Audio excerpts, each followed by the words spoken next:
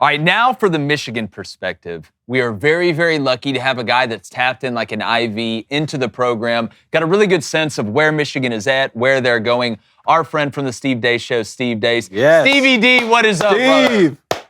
Go Blue, guys. Having the happiest 5-5 season you could possibly have right about now. How are you? Well, we're doing great. We were talking before we brought you on just about the mid-off that LSU and Michigan are having from a season standpoint. Right. But the feeling right now today after this Bryce Underwood flip, you can tell which side feels great about the future and where there's some uncertainty. Where I want to start, and I know there's some things that obviously you can tell us, some that you probably can't. But number one, how long did you know, or did you know that this was going to happen? And really just what does this mean for Michigan going forward, not only from a feel-good standpoint from the fans and recruiting around it, but maybe, schematically being able to do more things, obviously, at the quarterback position, even more than J.J. McCarthy was able to do, because I don't think you pay this money to turn around and hand the ball off. To me, I think it became obvious that this is where it was going to ultimately lead, guys, when the amount of money that I had heard about privately started going public. And the reason why is just very simple. This is a dangerous sport. And when you're offered, in fact, I'm told that the offer is actually more than what is even being bandied about publicly. So if when you're playing a dangerous sport and at any point in time, you can snap your spine, and someone comes to you with a guaranteed 8 figures, and now you know through the university who's the backer here. The Ellisons from Oracle are the backers here making it happen. They're one of the 3 or 4 wealthiest people on planet Earth. Well, now you know that money's good. Most of it's up front. And yes, I mean, if Michigan cannot adequately develop him, then he would miss out on tens of millions in the NFL. But the earliest guys he would collect on that is the summer of 2028. That's the earliest he would collect. That's a lot of times that you could just blow your Achilles, at practice, like Seth McLaughlin, Ohio State's outstanding center, did last week. That's a lot of times that, a tragedy could happen, where something bad on the field could happen. You cannot possibly turn that down right in your own backyard from maybe the top-rated public university in the world, who just won the national championship as well. So to me, once I got wind about how much the Michigan seriously brought to the table here financially, and then it was just a matter of doing the math from there, that this is how it was always going to turn out. Now, I will tell you, no one I knew thought this was coming down last night. No one. So Brian Kelly got a surprise last night, as even a lot of people I know that are close to the situation were. But there was a lot of speculation that Saturday was going to be a big day for Michigan's last home game. But I've been pretty confident about this since about 10 days ago, which is when I made my public prediction. But I was texting guys like David and stuff privately beforehand that I thought this is the way this was going to go.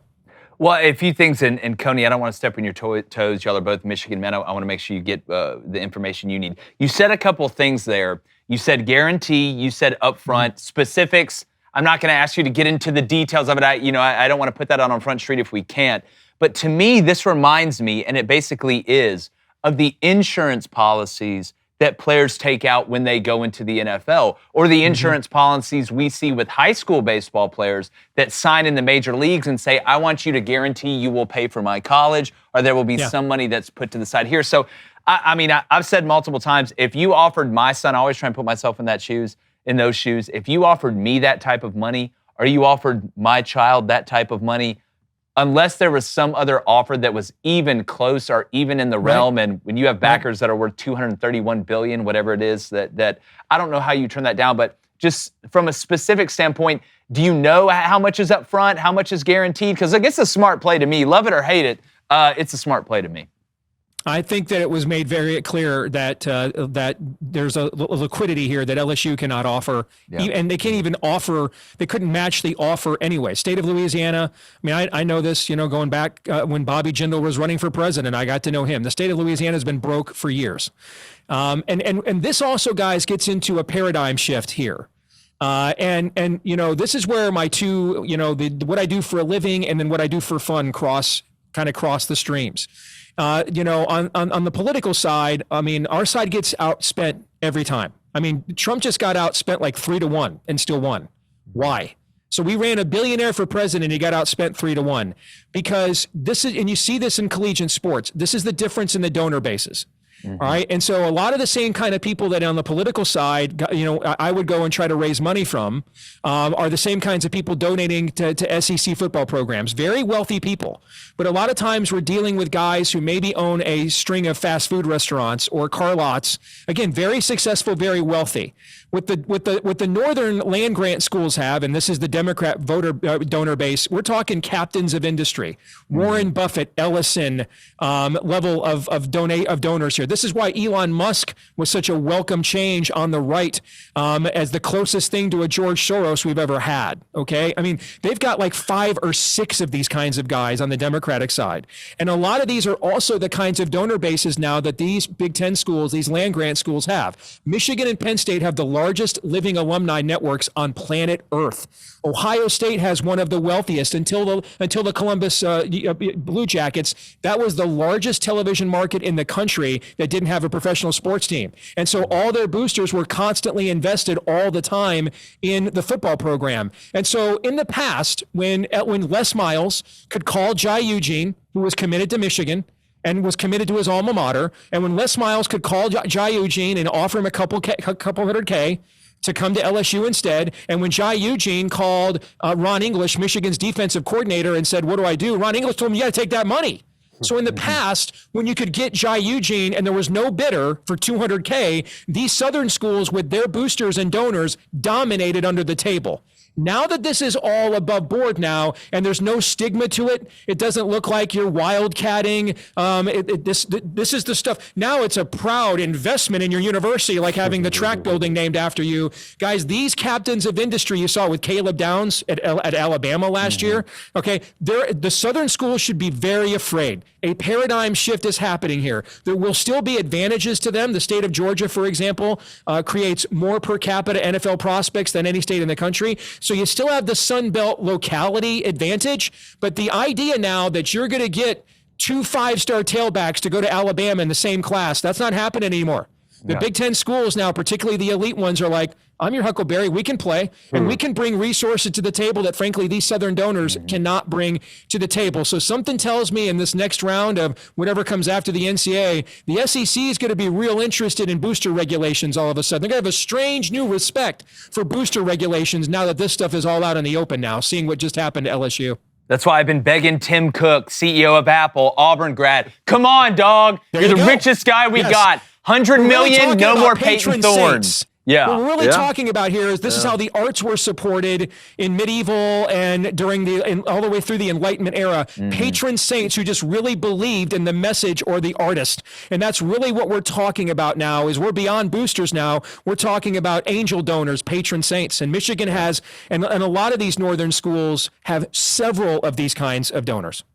Well, Steve, congratulations on the small role you played behind the scenes. You've been texting me saying this was going to happen. I was certainly less bullish on it, but man, I have so much to ask you, and I know we only have a few minutes here, but what is this? I mean, this is the highest rated recruit in the history of the program, the #1 player in the nation.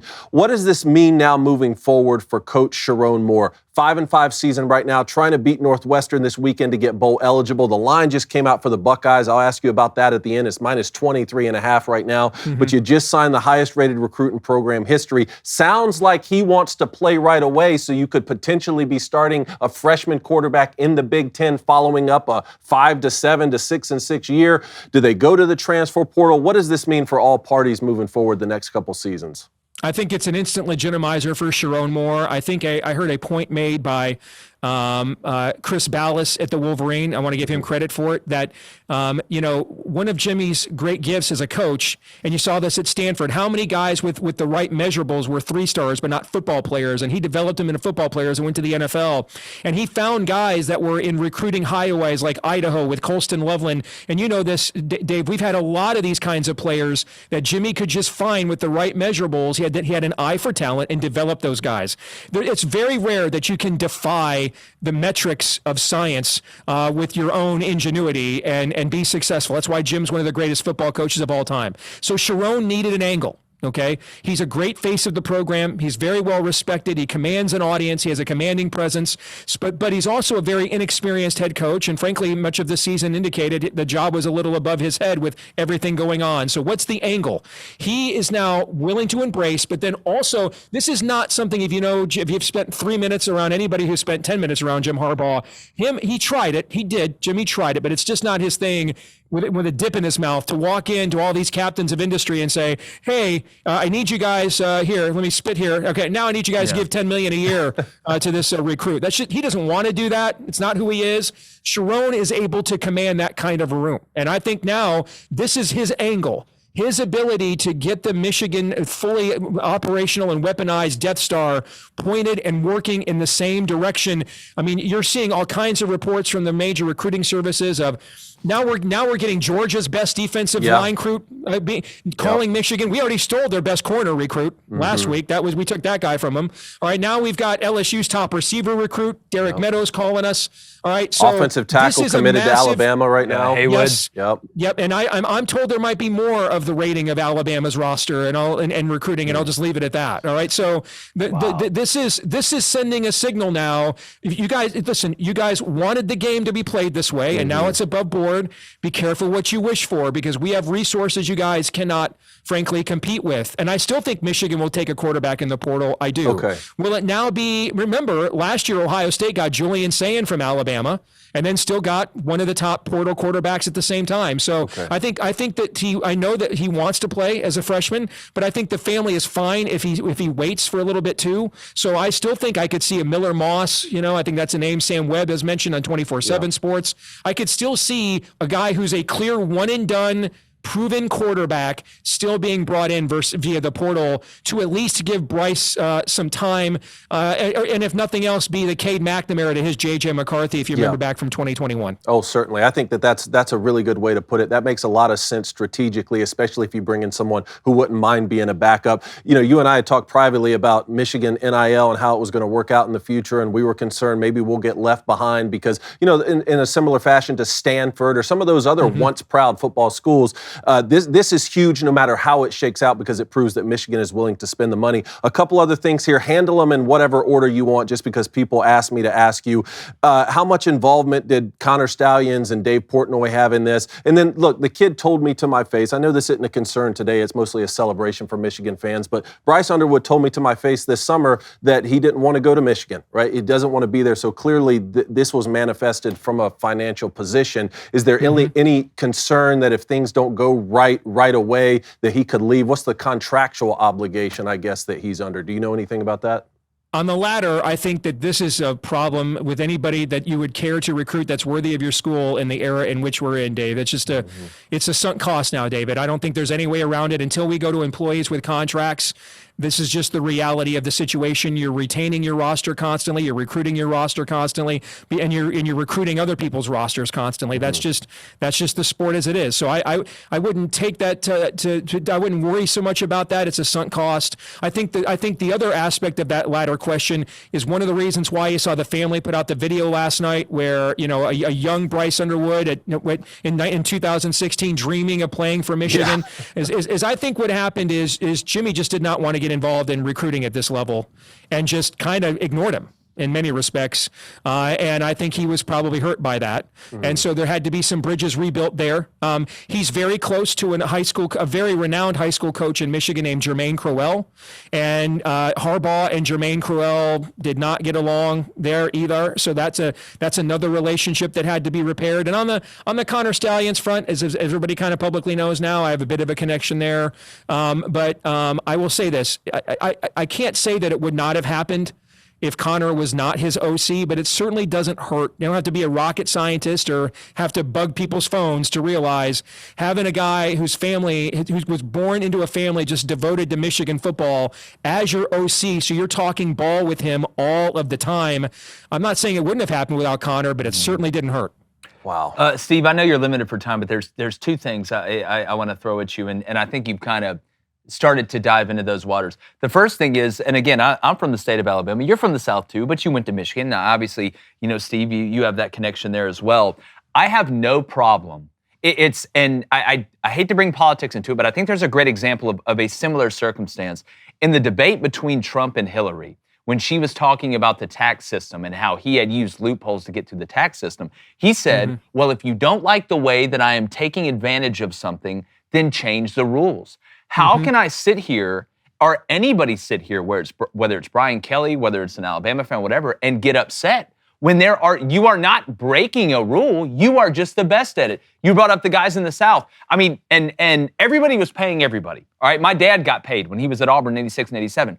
And say what you want, believe what you want. One of the reasons when Alabama was doing what they were doing was they were one of the best at it. They were one of the best at being able to pay guys under the table. That doesn't make them bad or make them evil. That makes them good at it. So I don't know how you can be upset in one vein if you're an LSU fan when there were no rules that are broken. You just got more money. And the rich have gotten richer in the SEC throughout this whole thing. And to that point, how quickly, and you brought this up, Steve, talking about Alabama's roster, the minute that Alabama gets hit, how quick is Greg Sankey? How sped up is this process going to be where we get some sort of uniformity or some rules? Because the minute that pocket starts, because if I'm ESPN right now and Fox has the Big Ten and I'm looking at this, there's some power brokers at play. Right. How I know it's a long question, but how sped up do you think this process is going to get now if it starts affecting multiple teams like the Alabamas, like the Georgias, as you just mentioned?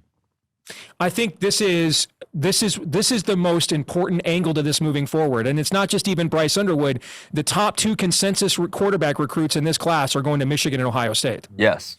And they're ranked way ahead of everybody else. And in fact, Underwood, Bud Elliott at 24/7 said Underwood's the closest thing to Cam Newton he's seen since Cam Newton. So Bryce Underwood's basically the highest rated quarterback recruit ever since Trevor Lawrence. So we're at that level of recruit.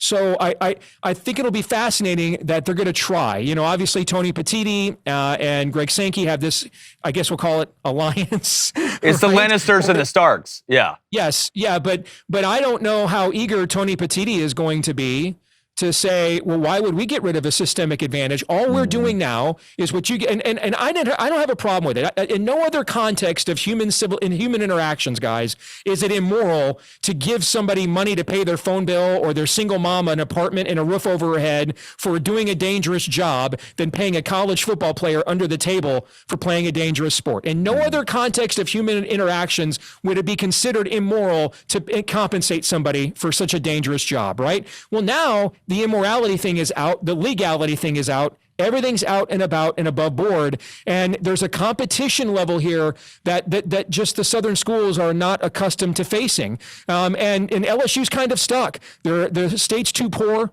to buy out, Brian Kelly. They're not Texas A&M, where thanks to Israel and Hamas, the price of oil soars. So there's your Jimbo Fisher buyout for you. They don't have that.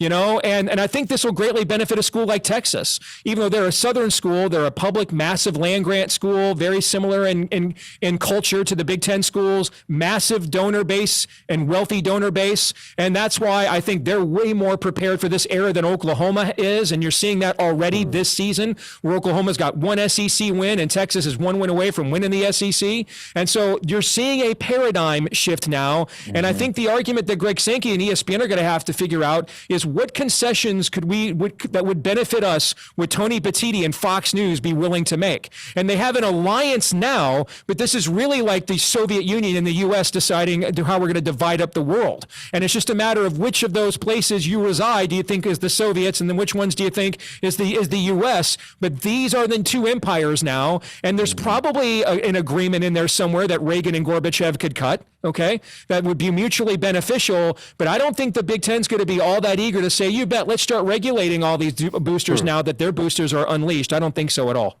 Wow. Yeah. Well, Dave, you got anything? Highly informative, Steve. Thank you for your time, man. Yeah, dude, a great perspective. We love having you on, man. Michigan Northwest, who cares? Who even cares about the Northwestern game now? Ohio State game, obviously, that's a big one. But thank you so much, my friend, and we look forward to talking with you more in the future as this continues to kind of evolve right in front of our eyes. I think paradigm shift is the best way to possibly put it. Thanks so much for your time, brother.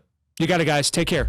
Hey, YouTube, stay locked in with us. We've got a ton of news that is going to be breaking, a ton of breakdowns. We got the college football playoff coming up, and we're not there yet. Rivalry week is next. College basketball is starting to get hot and heavy. They're about to start playing out in Maui. So make sure you hit that subscribe button and stay locked into Crain & Company.